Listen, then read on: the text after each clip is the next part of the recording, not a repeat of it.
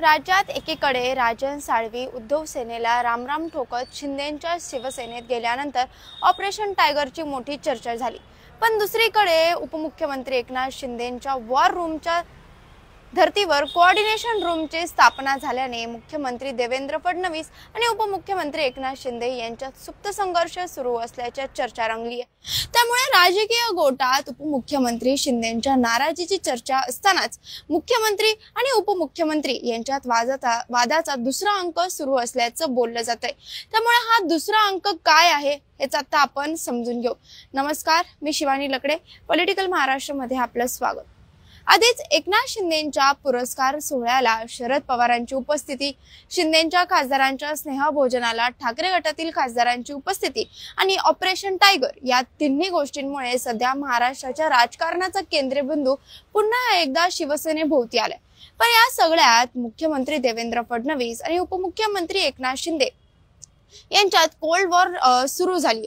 याचा प्रत्यय आता आणखी एका गोष्टीच्या निमित्ताने आलाय। राज्यातील प्रमुख प्रकल्पांचा आढावा घेण्यासाठी मुख्यमंत्र्यांच्या वॉर रूम मधून आढावा घेतला जातो।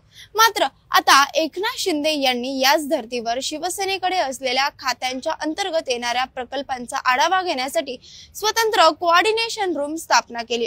त्यामुळे राजकीय वर्तुळात एकनाथ शिंदेंचा फडणवीसांना शह देण्याचा प्रयत्न केला असल्याचं सांगण्यात येते।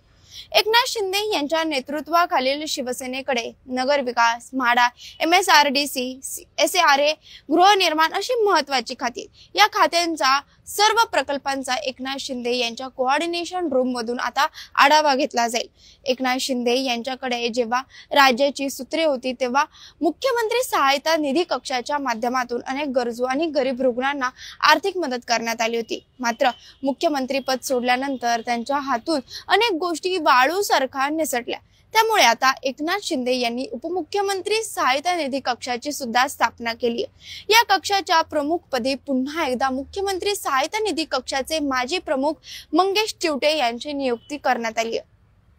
थोडक्यात एकनाथ शिंदे यांच्याकडे यांच्या कोऑर्डिनेशन रूमच्या निमित्ताने मुख्यमंत्री आणि उपमुख्यमंत्री यांच्यात वादाचा हा दुसरा अंक सुरू झाल्याची चर्चा आहे। गेल्या काही दिवसांमध्ये मंत्रिमंडळाच्या बैठका वगळता एकनाथ शिंदे यांनी मुख्यमंत्री देवेंद्र फडणवीस यांनी बोलवलेल्या बहुतांश विभागाच्या बैठकांना दांडी मारली आहे। एवढंच काय तर फडणवीसांच्या उपस्थितीत झालेल्या अगदी स्वतःच्याच विभागाच्या बैठकांनाही शिंदे गैरहजर राहिले होते।